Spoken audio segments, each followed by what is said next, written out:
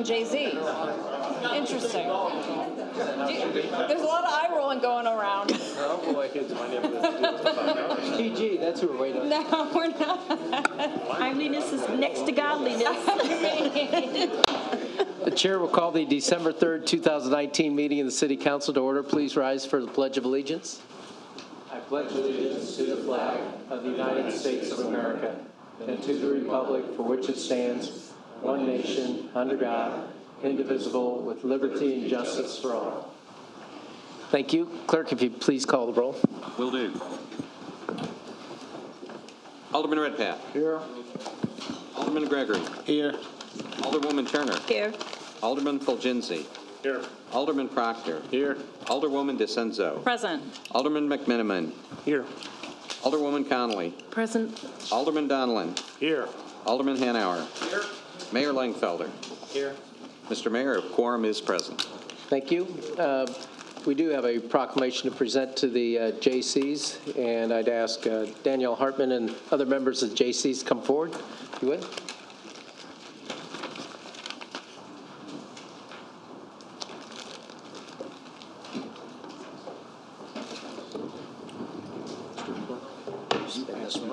Thanks, Rex. Thank you, sir.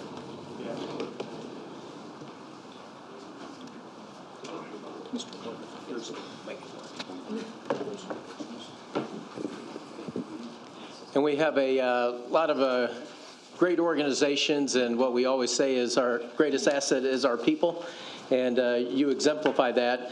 But when we recognize you, I'm shocked at how much the JCs have done through the years, so it's amazing what you've accomplished in decades of community service, which we really appreciate.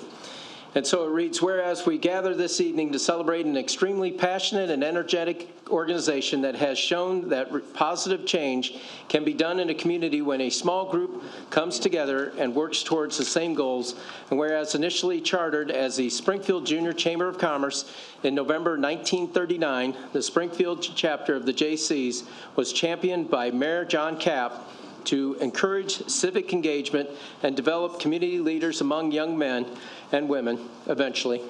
And whereas over the years, the Springfield JCs created time-honored traditions for the community, including the JC's Haunted House, the Capital City Celebration, and the Downtown Santa Parade that began in 1949 and still takes place today. And whereas the Springfield JCs built a legacy of camaraderie, but more importantly, community development.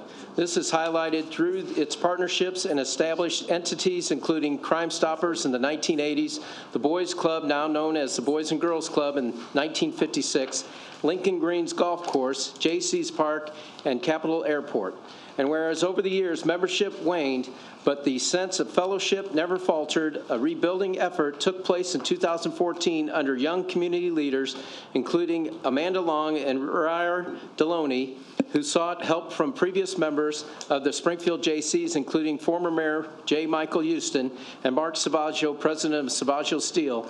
And whereas momentum continued, and in 2015 the JCs donated their activity center to the Outlet, a young men's mentoring program.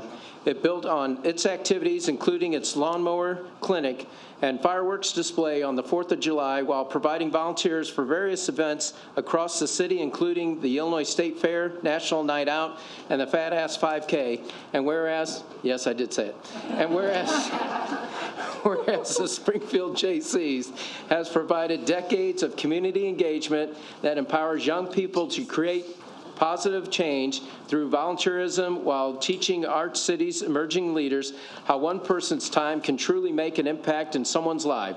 And whereas in recognition and celebration of the Springfield JC's 80th anniversary, we are reminded of the 16th president statement, I have irrepressible desire to live till I can be assured that the world is a little better for having lived in it.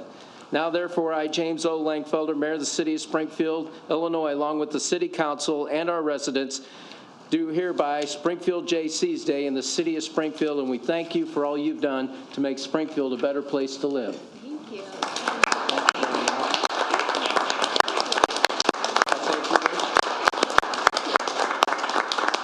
Thank you very much, Mayor. We're so grateful to serve the community over the last 80 years. We really enjoy the positive impact and the relationships that we've built with all of our community members. And if you are so inclined, we are happy to invite you to our Holiday Lights Parade, which is happening this Saturday in downtown Springfield at 5:30. So we hope to see you downtown. Thank you. If you want to introduce yourself. I'm Stephanie Martin, the Management Vice President. Andrew Kirschkessner, Treasurer. Lisa Badger, just regular old member.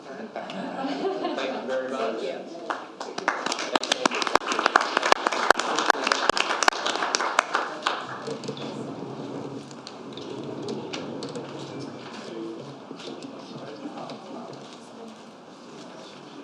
The chair will entertain to dispense with the reading of the minutes of the November 19th, 2019 City Council meeting and approve the minutes. So moved. Second. Been moved and seconded. Any discussion? All those in favor say aye. Aye. Opposed, say nay. Motion carries. Chair will entertain a motion to incorporate the pre-council first reading of ordinances into the record of the City Council meeting. So moved. Second. Been moved and seconded. Any discussion? All those in favor say aye. Aye. Opposed, say nay. Motion carries. Next item on the agenda is the consent agenda. The chair will entertain a motion to incorporate the pre-council reading of the consent agenda into the record of this City Council meeting. So moved. Second. Been moved and seconded. Any discussion? All those in favor say aye. Aye. Opposed, say nay. Motion carries. Chair will entertain a motion to place the consent agenda on final passage. So moved. Second. Been moved and seconded. Any discussion? All those in favor of the motion vote yes. Those opposed vote no. The voting is now open.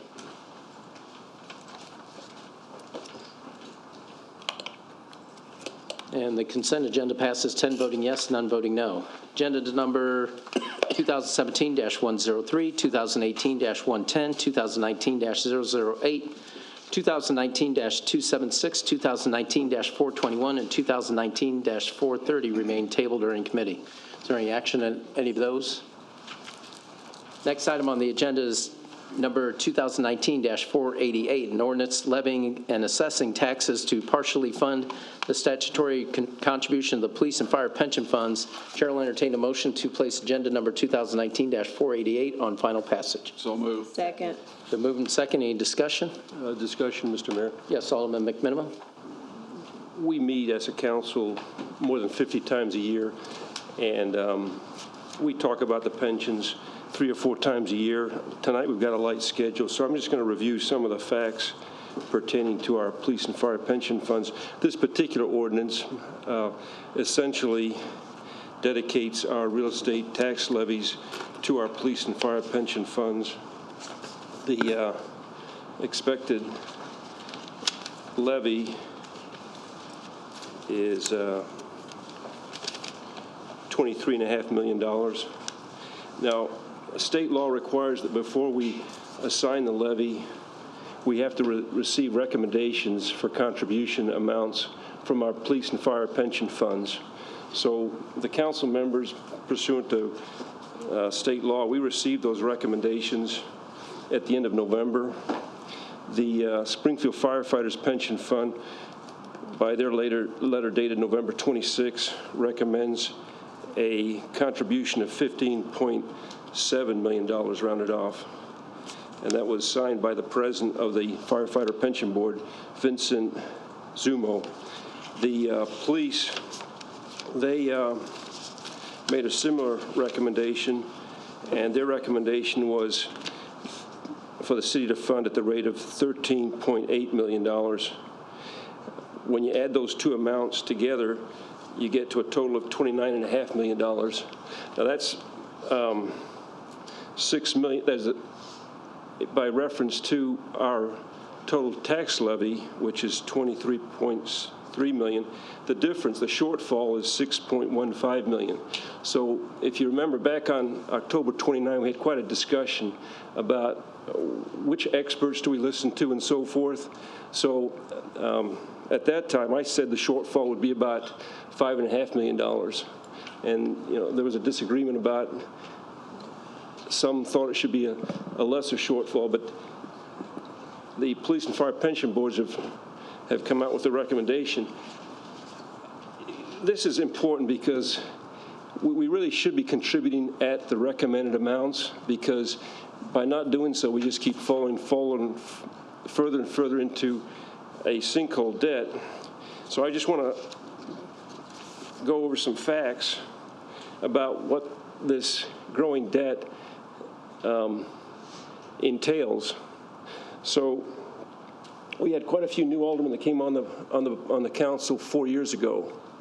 So 4 years ago, our total pension debt to police and fire was $285 million. It's now $354 million. So that's an increase of $69 million in 4 years. When I came on the council, the police and fire pension debt was $175 million. So in 8 years, it's grown by that amount, $175 million. That wasn't always that way. If you go back to fiscal year '94, when Mayor Karen Hesera came in as mayor, and Alderman Redpath, you were on the council at that time, so you're in a good position to remember this. The total police and fire pension debt was $15 million for fiscal year '94. These are all amounts per our what we call our CAFR, our Comprehensive Annual Financial Report. So we've gone from $15 million to $354 million.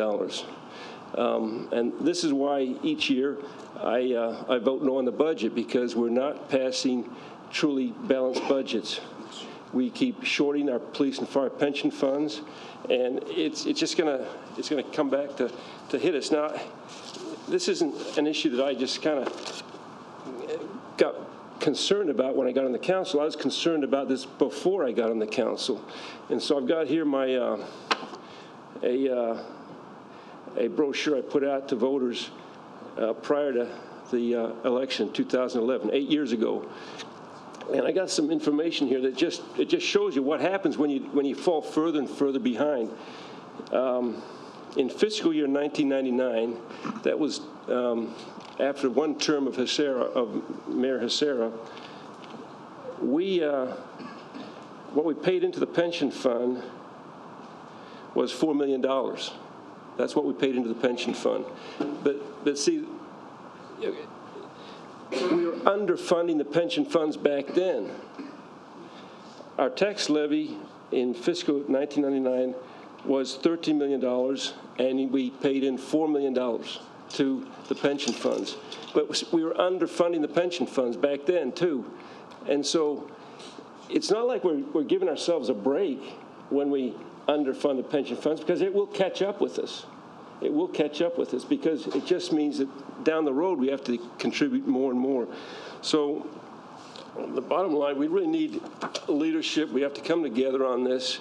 We just can't do this to the next generation, and especially those that have served on this council the longest. For example, Alderman Redpath, Alderman Turner, myself, Mayor Langfelder. We just cannot ignore this problem. This is the most significant problem that we have. And so I disagree with our budget director's way of handling this, because he presents us a budget every year that really perpetuates the problem. He needs to take leadership on this himself, because he's setting policy when he presents us with a budget that clearly underfunds the pensions every year. And I've heard some of the remarks that come from our budget director when he, for example, went to the most recent ICON meeting that he presented at. That's the Inner City Older Neighborhood Organization. He said, basically, there's nothing we can do about it. Well, wait a minute. This obligation belongs to the city. It doesn't belong to the state of Illinois. It belongs to the city. So we have to find something to do about it. And I'm prepared to raise taxes to properly do this in combination with cost containment. And Mayor, I think you've done some worthy initiatives on cost containment. Our most recent collective bargaining agreements include non-pensionable bonuses, which are effective. They don't go as far as they need to, but I really respect the firefighters when they were the first union to agree to a non-pensionable bonus instead of a permanent base increase for a given year. But I'm prepared to raise taxes. For example, when we increased the number of video gaming terminals that can be in each of our video gaming restaurants, bars, parlors, whatever they are. Alderman Hanauer, you and I had a discussion. I'd like to raise the sticker charge on those machines by $1,000 a year, and times 600 machines, that's $500,000. You know, that was a private conversation we had.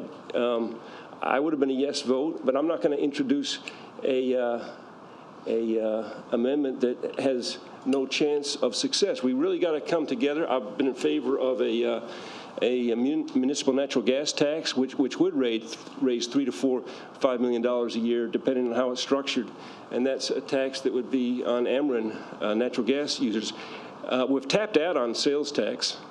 That's not going to be a source. It's been our source to kind of get us through lean times. Mayor Davlin raised the sales tax twice. Mayor Houston raised the sales tax once. Mayor Langfelder, you've raised the sales tax once. I don't see that as a source to meet our obligations. And so I just encourage our council to devote the appropriate time to the most significant financial issue we have. And so I'm going to vote no to this ordinance tonight because we don't have a plan to properly fund our police and fire pension funds. So that's the reason why. Alderwoman Conley. Yeah, thank you, Alderman McMenamin. I just have a brief question for you because I know you've put a lot of time and thought into this. Have you had a chance to look at the changes that were passed during veto session regarding pension funds and consolidation of downstate funds?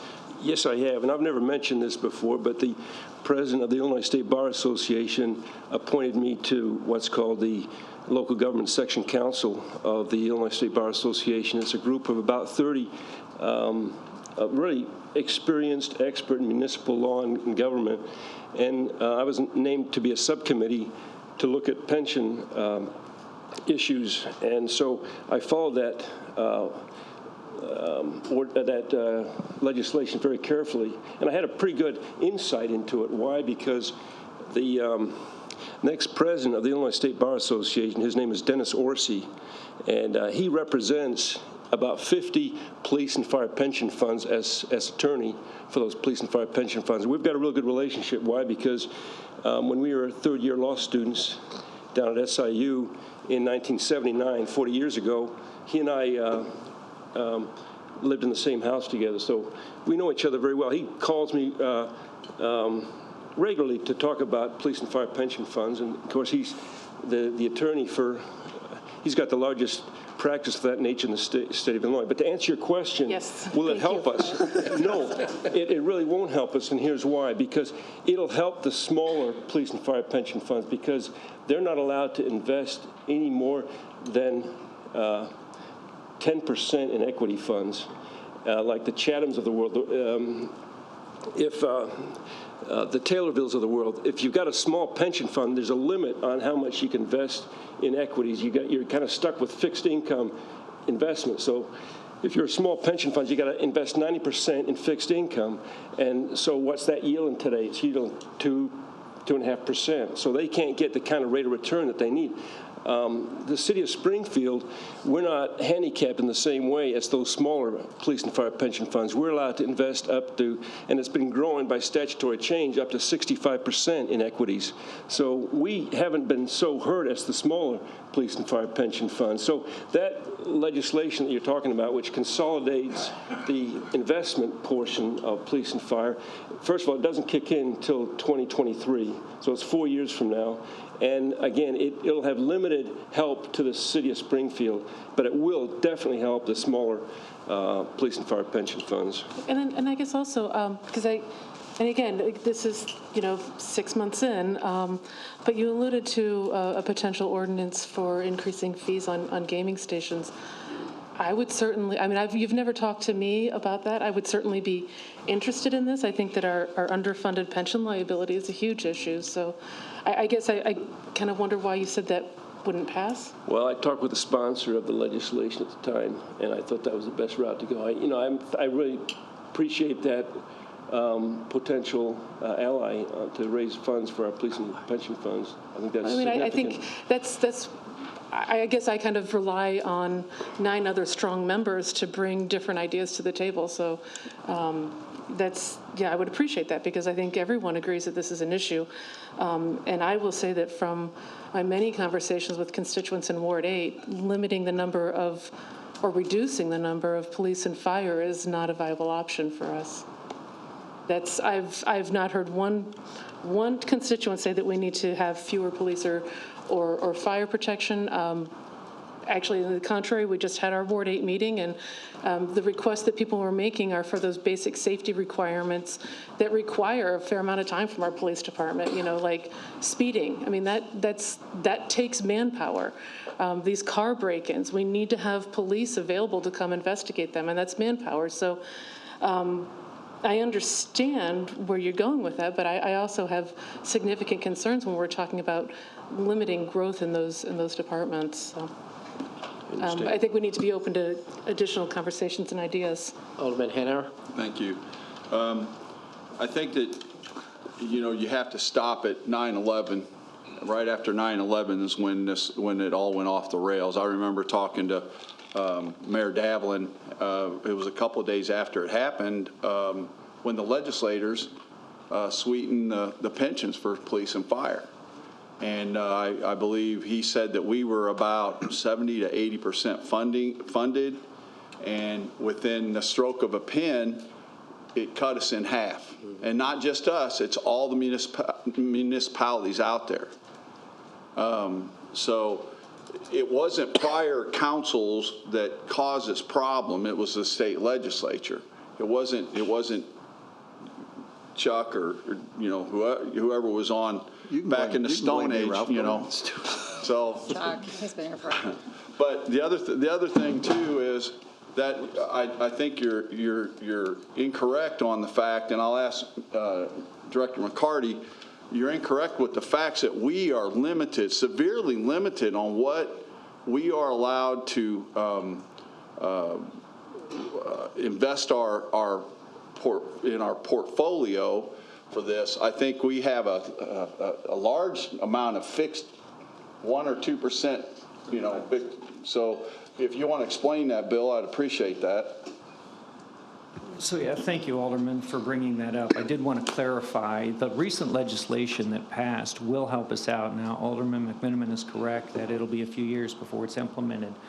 But our own paid consultant from Marquette Associates for both the Police and Fire Pension Fund admitted as much, that if we had the ability to lower our fixed income level, which right now we're required to do 35%, if we could just bring that down to 25%, which is basically what IMRF is doing, and then maybe even have a little latitude to invest maybe 5% in what they call just below investment grade, which are like your B and BB bonds, which have the highest return, by the way, that would go a long way into ensuring that we hit that assumed rate of return all of the time on a much more frequent basis, which is, I know Alderman McMiniman has talked about in the past, his concern over not hitting that assumed rate of return. So that, combined with the fact that we will have lower costs by combining all of our resources and all of our assets, the more you have in a pool, the less you get charged by the folks who are managing your money. So there will be a tangible benefit from this consolidation, and the biggest tangible benefit is that we will more frequently hit that assumed rate of return assumption. IMRF, for example, just lowered their assumed rate of return down to 7.25 after being at 7.5 for a very long time, and even higher prior to that. And they're satisfied at 7.25 with what they're able to do, which is what we will be able to do once this is implemented, is going to be sufficient. So even if we were to assume 7% and it's coming in at 7.25 or 7.5, we're going to see a great benefit from that. Alderman Redpath. I think my question's kind of been answered, but Director McCarty, I was going to ask you if you can tell us what the main contributor is to why the pensions are jumping up at such a rapid rate. And if that has to do, I mean, is there administrative costs from the pension fund that's being taken out of that fund? I mean, are we paying for people's salaries? Are we paying for stuff that we don't need to be paying for out of it? I mean. Well, there are administrative costs associated with any of the pension funds. Certainly the plan, I think, under the legislature what they just passed will lower some of those costs, and that's going to help. But the main contributor why the liability is going up, there are a couple of different ones. Alderman Hanauer is correct. The additional benefits, especially post 911, have made a big difference, certainly. Life expectancy. Life expectancy is one people don't really think about or talk about, but people are living a lot longer now, and that means they're getting benefits, and they're getting the Tier 1 benefits with the 3% COLA, so those costs get pretty high later on in life, certainly. So those, one of the things I want to mention, though, is the Tier 2 benefits and the fact that we do have to hit that statutory level. We can get there sooner or we can get there later, but we're going to get there. And we have to get there. And when Alderman McMenamin referenced what I said in ICON, and he's correct, I did say something, or at least paraphrased along there, that we are bound by state statute. So the benefits, we have to provide them. The payments, we have to make them. There's nothing we can do about that. In the grand scheme of things, there's little things we can do to try and control these long-term liability costs, such as the bonus structure in the fire contract and trying to control salary growth, trying to control the number of individuals that are on the payroll. Those are things we can do and have done, certainly in the city. You just have to look at the history over the last decade or so. But beyond that, we're bound by state statute, and our hands are relatively tied when it comes to that. And to follow up with Alderman Conley on the car break-ins, just tell those people to lock their cars. That's 90% of the car break-ins. Okay. I do tell them that. I told myself that after my car was broken into, so. Ouch. I told my neighbors Turner. Yes. And I'm sorry. No, go ahead. I was just going to say, and I hope, Alderman McMenamin, you know, just to recognize that we have taken some steps to reduce some of this unfunded balance by dedicating an entirely new funding stream to go towards above and beyond our required contribution level with our recreational marijuana tax. So, I mean, I'm hoping that will have a healthy impact also. So as one of the senior members on the council now, I think that I don't want to leave the impression that we have just been sitting here on our hands, not doing anything to address this situation. We have been doing a lot. We passed the residency, which will mean that there will be more funds coming back to us with property taxes. We, as Alderman Conley mentioned, we dedicated 1/2 of the tax on the cannabis will go directly to the pension funds. And whenever we have fashioned our budget in such a way that when we are able to, we make significant extra payments into the pension fund. We cannot control what happens at the state legislature. And I think that every municipality will talk about all of the unfunded mandates that are handed down to them that they have to deal with. So unfortunately, this is one. And I think that, at least for me, I feel it's a balancing act because I know that we need to address this issue. And I think in some of the ways that I've already mentioned, as well as some others that we have done, we are addressing it, but we also have to look at not placing an unfair burden on our residents in order to affect this one issue. So we have to be very careful and have to weigh all of our options and move forward very judiciously. Alderman McMenamin. Yeah, there's a lot of truth that the legislature can put out sweeteners out there that increase our obligations, but ultimately it's the city council that is obligated to fund the police and fire pension funds. It's not like the teachers' retirement system downstate where the General Assembly puts money into the teachers' retirement fund. The only source of funding for our police and fire is what this city council puts in and what the employees put in. And so the facts don't lie. The amount of debt keeps growing, and it's our responsibility to do something about it, more so than what we've done before. And our hands aren't clean either on the benefit side of things. And Alderman Turner, you and I would be the only ones that would remember what we faced 8 years ago with the spiking that was taking place. And by spiking, I mean that police and fire pension funds, they're different than the military pension fund or the IMRF pension fund. Your pension is calculated based on the rate of pay on your last day of service, your last day of service. So you get a promotion on your last day of service, that's going to bump up your pension. And what was going on back then, and I respect the firefighters, what they've done with their most recent union contract. And so by bringing up old history, I'm only doing so to show that we need constant vigilance on the city council's part. What happened was we had collective bargaining agreements in the past that provided for a 5% spike for the pay period that includes either your anniversary of hiring or your birthday. That was on the operational side. So you get a 5% spike for that 2-week period. What was happening, though, then is if the firefighter or the police officer retired during that 2-week period, their pension board would then say, oh, your rate of pay is now 5% higher than it was 2 weeks ago. We're going to base your pension on 5% higher than what it was. Now, that was city council action, and it was our police and fire pension board action because our police and fire pension boards were providing fictitious and false pension awards to our police and fire. And the Department of Insurance got caught of this. They found out about it. And they said, you know, Springfield Police and Fire Pension Boards, this is not correct. You can't do this. And they fought it.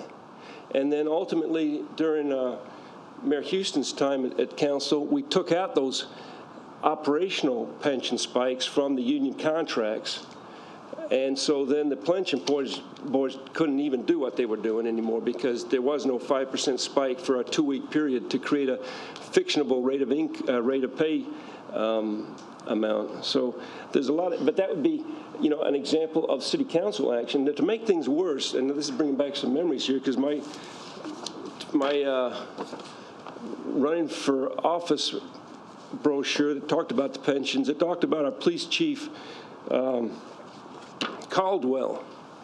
So when Police Chief Caldwell retired, he got a discretionary 3% pay raise on December 8, 2009, and a 5% discretionary spike on December 28 of 2009. And when we looked into this, we found out that that was a non-union guy getting a spike, and it was by executive order by the mayors at the time that never got through the council. The council never approved the spiking for the non-union personnel. It was by executive order, and we discovered that. But, you know, it's no accident that then Police Chief Caldwell, he became the first of our retirees to get $100,000 a year in pension, and it goes up 3% every year.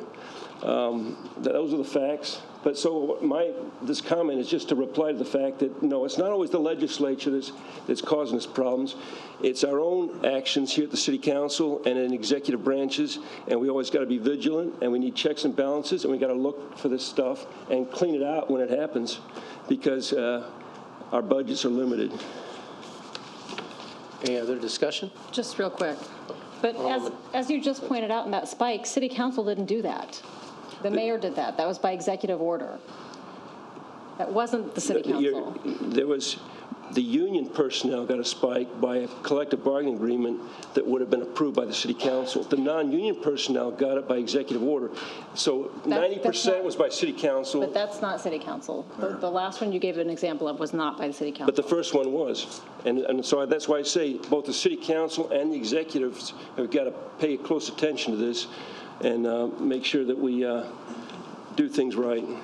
And Alderman, you know that we took action in the last city council to do away with those spikes. Those spikes had been cut, and Mayor Langfelder has decided that's not going to happen anymore. So a lot of those spikes are gone. Yeah, I think the spike you're speaking of is the IMRF spike, which had to do with when folks decide to retire, they would take all their vacation pay the week before they retired and that affected their pensionable rate of pay. That's another spike that we did eliminate that That's during right. this city council. And there was some delay in our action, and some of the aldermen wanted to delay the action. But you and I think, wanted to get it at the earliest possible time. We were on the same side. We were on the same side on that one. Congratulations. Alderman Gregor. I just wanted to say, Alderman McMillan, I really appreciate your passion with this. You know, before when I was sitting down there, you always spoke on this, and you've been passionate about it here.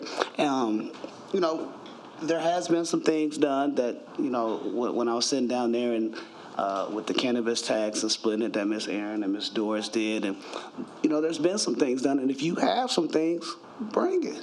Bring the ordinances. Don't be afraid. And if they get voted down, they get voted down. If they get voted up, they get voted up. But if you got some, I believe you're smart.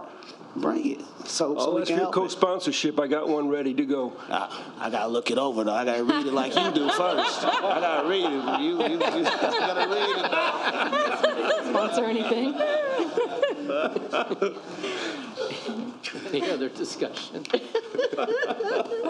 But thank you for bringing that up. But yeah, it's a concern of everybody's and something we'll continue to work towards. And Director McCarty, I think he has accumulated some of the changes, but some of the items you should review at tonight's discussion and point out what's happened through time. I think that's helpful information, especially the remedies we've taken to try to correct the unfunded liability. Let's see, so the motion to approve, right? Is that where we're at? Mm-hmm. Yep, that was discussion. How long ago was it? Anyway, all in favor of the motion for agenda number 2019-488, vote yes. Those opposed, vote no. The voting is now open. And the ordinance passes 9 voting yes, 1 voting no. Next item on the agenda is 2019-491, an ordinance amending Chapter 110 of the 1988 City of Springfield Code of Ordinances as amended pertaining to cable and video service provider and PEG fees. Chair will entertain a motion to place agenda number 2019-491 on final passage. So moved. Second. Been moved and second. Any discussion? All those in favor of the motion vote yes. Those opposed vote no. The voting is now open. And the ordinance passes 10 voting yes, none voting no. Next item on the agenda is number 2019-492, ordinance amending Chapter 170 of the 1988 City of Springfield Code of Ordinances as amended, requiring the posting of no trespass signs on unsafe and dangerous and/or boarded property. Chair will entertain a motion. Place agenda number 2019-492 on final passage. So moved. Been moved and second. Any discussion? Alderman Fulgenzi. Yeah. Is there any description of how big the sign should be or how small? Because if it's so small that nobody can read it, it should be at least, I don't know, 2 by 2, 3 by 3, something. Is there any? The ordinance does not specify the size of the sign. That would be something that the the department would have to make a determination, but it certainly has to be of sufficient size to give a due process notice. So it's going to definitely have to be large enough to be easily legible and understandable. And I appreciate the comment, but don't you think it would be better if we named a minimum size that everybody knows what they have to put up there? I'd ask Public Works, do we have a minimum size requirement on any size signs that go up now with regards to that?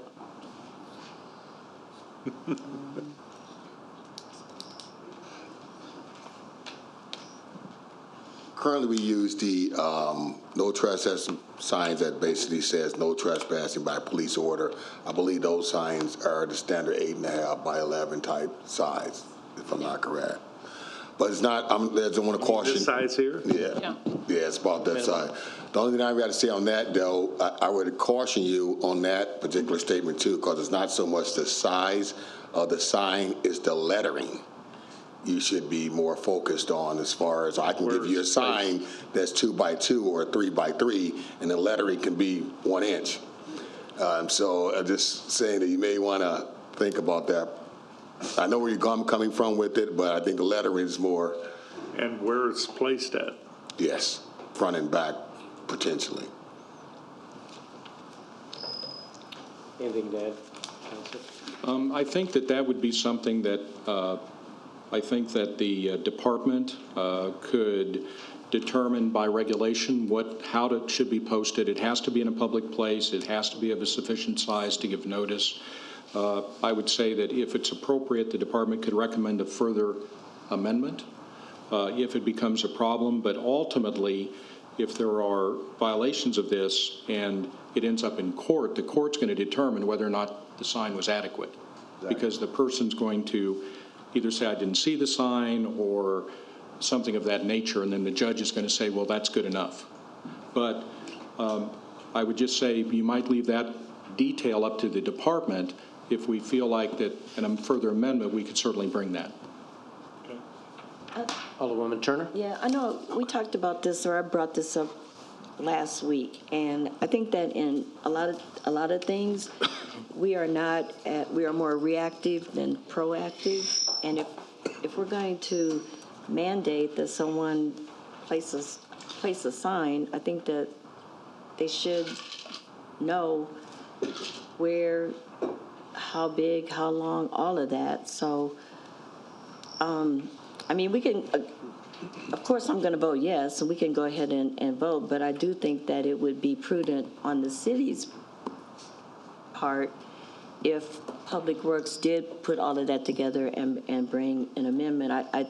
I think that this is a good first step, but, and I know the intent that Alderman Gregory has, but I don't know if this ordinance actually meets his intended end. And I think that if we are more proactive on the front end and have Public Works to bring that information back in the form of an amendment, that we would be serving ourselves and the community.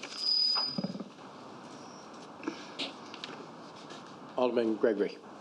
So what I'm trying to create is just I know before when we had that issue, I spoke to Mr. Harris and, in our police department, and, I'm trying to make it easier for them to handle some of our issues without, going through a bunch of hassle or a bunch of calls and emails from me. And,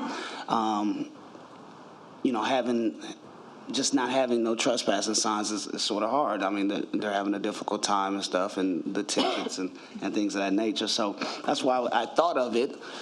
And I know it's a lot of, legal stuff in there, but I think it's important. I think it's the first step in us really addressing these, especially in my ward, we got a bunch of addressing that and trying to keep them secure. And, if we have to send our officers, to the property to remove someone, we're really not opening ourselves up to any liability. So I'm open to, continuing this and making sure we put everything in there rather than coming back and amending it, and taking our time. I'm totally okay with that. I want to make sure it's right and make sure it's fair. Alderwoman Turner. And I just want to say that Alderman Gregory and I are not at odds about this. We've talked about it, and he agrees with everything that I said. So I just don't want any misconceptions out there about it. No. I appreciate everybody because I just want it done, and it's a lot of things that we got to do, and I'm open to that, and I'm okay with taking time. I'm just happy it's here so we can at least discuss it. Any other discussion? Corporation Counsel did. No, I was simply going to say a couple of comments. If you would like to send it back to committee and get a recommendation from the department, that's certainly something that is proper. In other words, is proper as a policy matter. I was going to say that I don't think that any of our sign posting, has minimum sign requirements for like zoning and things of that nature. However, the department could make a recommendation on what size it should be, if that would be of a more comfortable nature for the council. So certainly you could send it back to committee and ask for a recommendation if that's what you'd prefer. Well, I think that we can go ahead and pass it because it is certainly a great first step. And then ask that Public Works bring an amendment within like the next month. Bring an amendment that we could look at and discuss.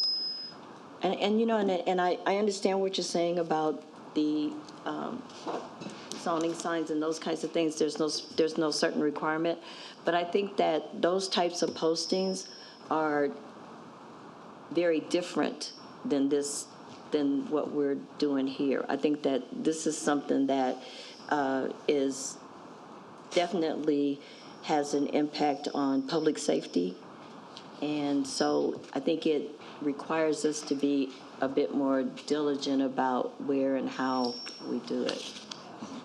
Alderman Donlin?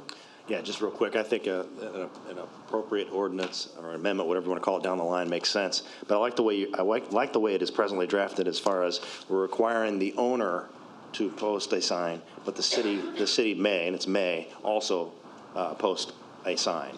So it's very clear that the city. But if we can tighten up what specifically is the font and the size, I think that's only in everybody's best interest. So I intend on voting for it.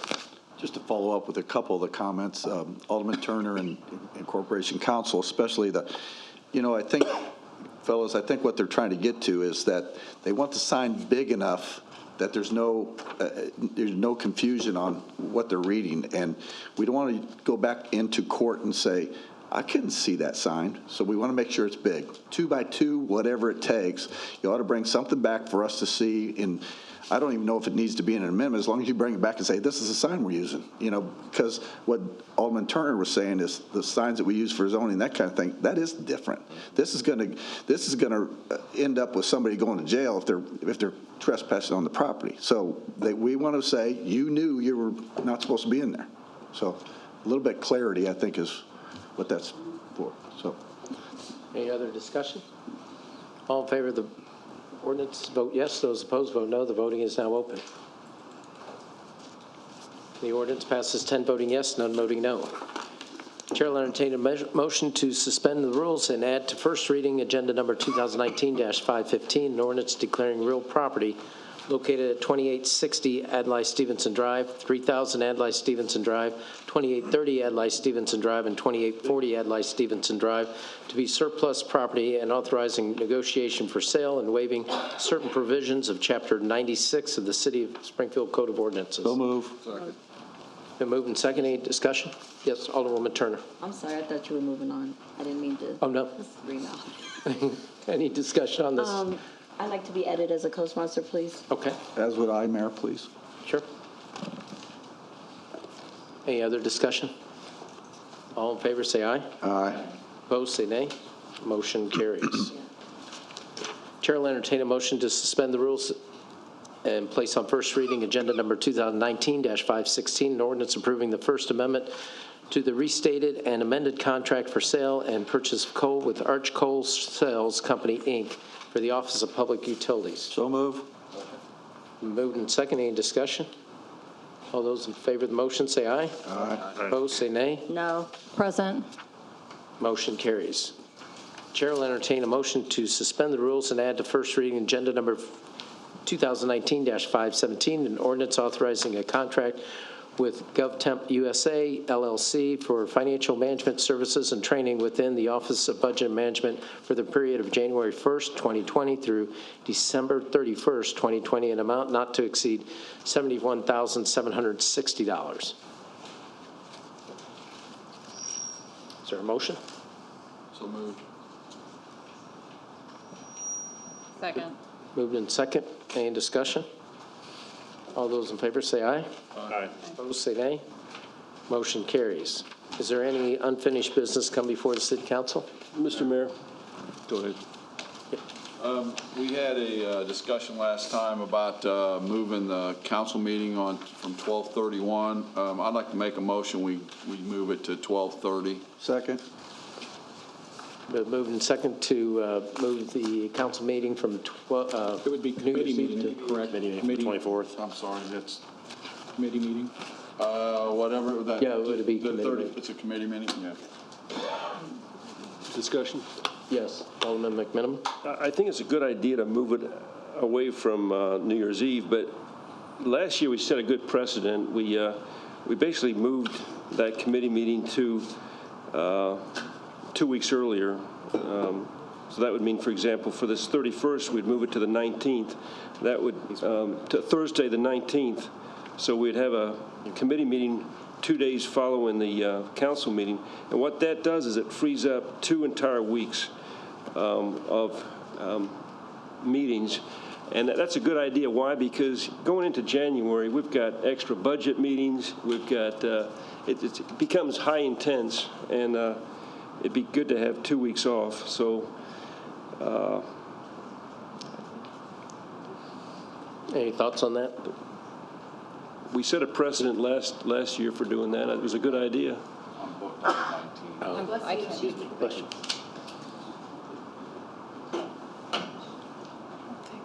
So do we vote on it tonight?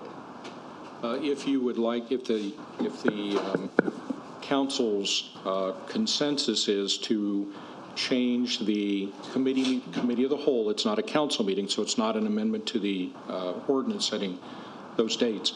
If the council wants to vote tonight to reset the meeting, they may properly do so, then the clerk must republish that notice for the committee, committee of the whole meeting, in order to comply with the open meetings requirements.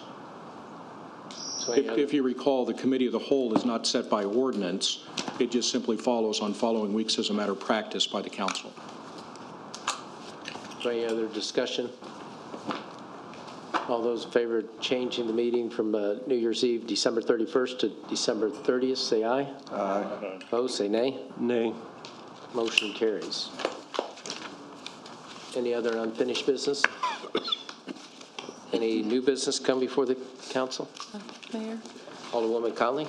Yeah, and I just want to bring this up as sort of a matter of interest and information since we're moving into budget development season. But I've had a number of constituents contact me asking if our library could look into the budget impacts and kind of give an analysis of us eliminating late fees.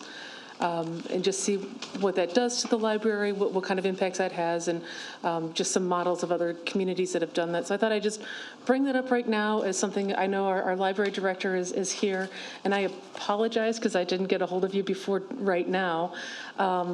But it's something that a lot of people have brought up to me. I keep getting articles sent to me about other communities that have done this. And so I would be interested as we move into our budget season, if it's possible, Mayor, to get, some analysis of what that would do for our community.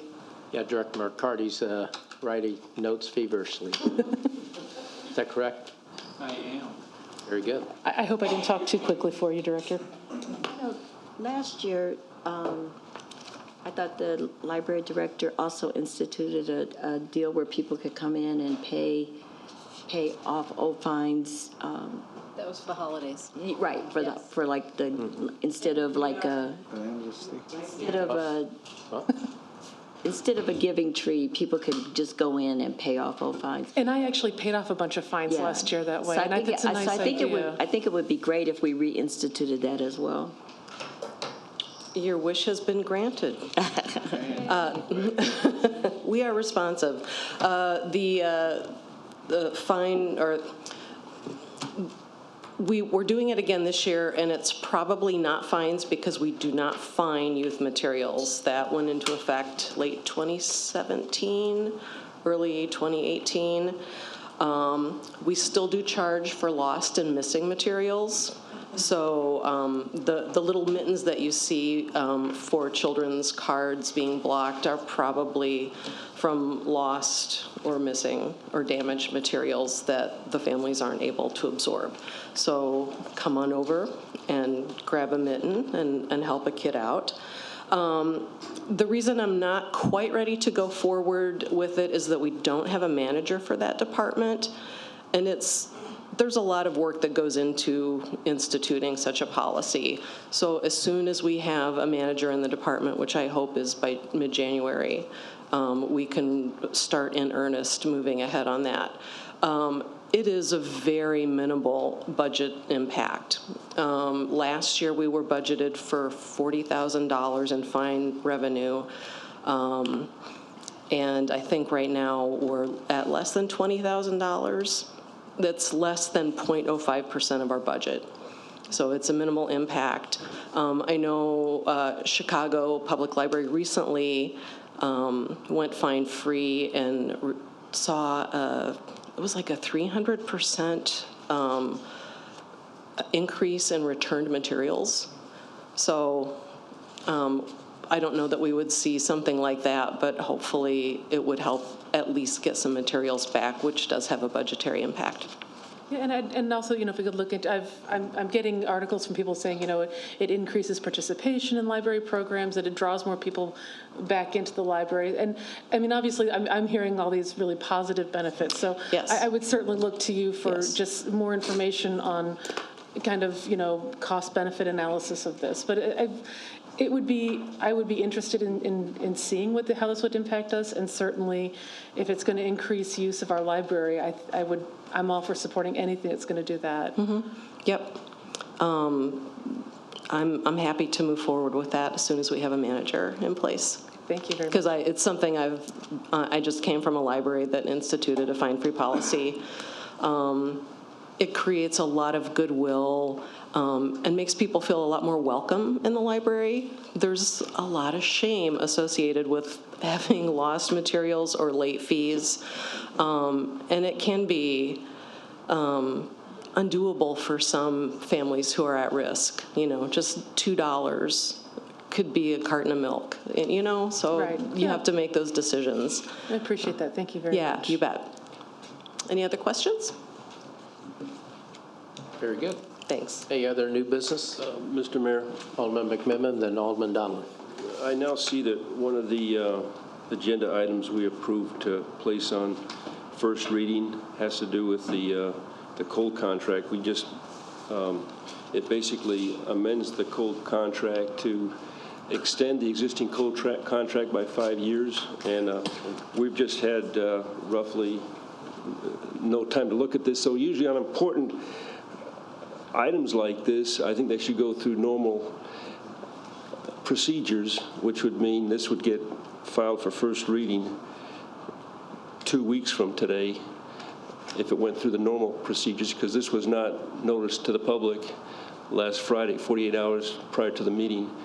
I heard the two objections to placing this on first reading by Alderman Turner and Alderman DeCenso, and so I guess I'd ask for a revote because I want to change my vote so that this goes through normal procedures, unless there's a reason why this is accelerated. Yeah, it's to get the information out as soon as possible. So Corporation Councilor Doug probably can expand on it. Or we can wait 2 weeks and you don't have the information, but we'd rather get it out there right now, and you can always discuss in committee, hold in committee, but that way we have the information out ASAP. So, sure, your interest is not to get a quick vote, but to get the information out there as soon as possible. Mm-hmm. Does that? So, Doug, I guess if you want to come up and see here, maybe he's not here. Oh, there he is.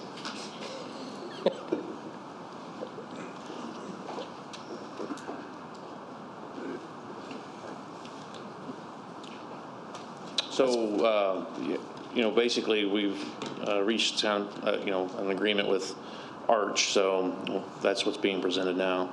And I think that just goes to show you what those dollars are going to be, and so everybody gets to see it, and then we can make the decisions. And just in fairness, because I understand what the question is, but we had a kind of a shortened week last week, and had it been a normal week, it would have been filed Friday, but we didn't have it on Wednesday. So Tuesday and Wednesday because of the committee meeting and then the holiday. So the thought, and as the mayor indicated, was just get the information out. So nothing beyond that. Otherwise, we probably would have been filing on Friday. Well, I'll be I won't ask for a revote then if the council is open-minded to holding this in committee if we think we need more time to review it. So, thanks for the explanation. Alderwoman Turner. Yeah, and my objection was not because of it being on first reading, not because of the time. It was because and I've expressed this before, I believe that this is something that we had plenty of time on, and it should have gone out for an RFP so that we would clearly know if in fact we're getting the best price. That's my objection. I see. Any other discussion? Any other new business? Alderman Donlin. Yeah, just a quick question. It's that time of the year when you alluded to it a few times this evening about our budget. When can we expect the budget books? I actually just talked to Tim. I've got the proposed calendar I'm going to send him tomorrow. I've got the dates written down right here. And the books, we're looking at the 30th of December. It'll be a late Christmas present for you. So after our meeting on the 30th, we can look at the budget books. Absolutely. Appreciate that. You can stay home on New Year's Eve and look at your budget books. Which is a soft reminder for me that I need to bring my budget book back. Alderwoman DeCenzo. I actually proposed this last year, and since I will be the chair in the month of January, you lucky devils, is there any interest in doing budget presentations on Saturdays? Some of us work full-time, and some of these nights go very long, and the public is sometimes very interested in coming to hear, certain budget presentations. Is there any interest in taking 2 Saturdays in the month of January? I know, heads shake no. So you'd rather stay till 10 o'clock at night? Yeah, you get to sleep in. Wake up and eat some pizza. Same time every day. Yeah. So I would be open to it. I don't know, that just takes me away from laundry. you'd be open. Who'd be open to that? Well, I think we also have to think about the impact on our staff, and that we're asking our staff to come in on Saturdays. I'd rather stick with our That's true. precedent. Okay. So much for new ideas, innovative thinking. That's a good idea, though. Thanks. Thanks for your support. Did he raise his hand? No. And you have an announcement, Alderman Redpath, about a utilities meeting? We're having the utilities meeting on December 11th at 5:30 here. And the Someone come consultant, on. Scott Madden, will be here for a presentation on their report. And then on December 7th, Saturday, is Pearl Harbor Day, and at the Elks Club at 11 o'clock, they're having a ceremony out there. As well as 1 o'clock, there's a remembrance ceremony, I believe, at the War Memorials Vietnam War Memorial on Saturday, and then the J.C.'s Holiday Parade's that night at 5:30. Any other new business? We do have a couple individuals signed up to speak. Sheila Walk. Is she here? No, she just left.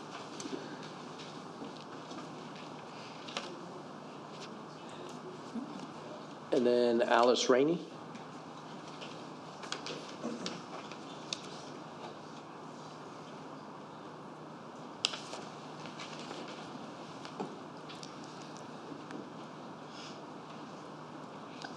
I'm Alice Ramey.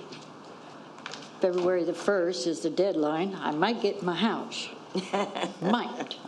But that's not what I'm up here for. I'm up here for the trespassing signs, okay? I realize that you want this very badly. I do too. I signed a trespassing thing with the police department with my house while it was being empty because I had several things stolen and I found them, okay? But I think it's very crucial to know. I know that the Public Works has got the right to put the sign on, but what about the owners? What do you plan on doing with the owners? Are you going to let them slide down the runway and not say anything to them? Are you going to fine them for not protecting their property? Or what are you planning on doing? That is a good question, because for the simple fact, I'm an owner of my house, and I take very good care of it. Sorry for the fire, but that's the way it is, okay? But I do believe that trespassing thing should be a fine, very heavy, for owners not taking care of their property. I don't care if they're in Timbuktu, okay? But that's what needs to be done. Because there is a house in our neighborhood that is about ready to fall down, and people are living in it. And I feel very sorry for them because they're paying rent. They told me they're paying rent. I said, well, who to? Well, they said, well, they just mail it to this address. I said, okay. And I forgot to call you about that. I'm sorry. But I think, yeah. But I think we need to let the owners know that they're liable. Mayor, you are the mayor. If you get in touch with Darrell Harris and give him the address, we can take a look at it. I will take care of that. I usually do. They got me on speed dial, or I got them on speed dial, whatever way it may be. Now, for the police pension, I believe in what you said, Joe. I believe in the fact that they should have go ahead and give them more money. I do. I understand I'm past my 5 minutes, okay? I talk fast, but I don't talk that fast anymore, okay? But that's just what I wanted to say, okay? Is that all right? Yeah, you did good. Thank you very much. And how's Mom doing? Hanging in there. That's right. And you better start hanging in there, too. Sheila Walk wanted to announce the Mayor's Awards for the Arts is this month. So you can go to the Arts Council website or the city's website for more information. Any other new business? Anybody else wish to address the council? Is there a motion for adjournment? So move. Second. All in favor, say aye. Aye. Opposed, say nay. We're adjourned. Thank you.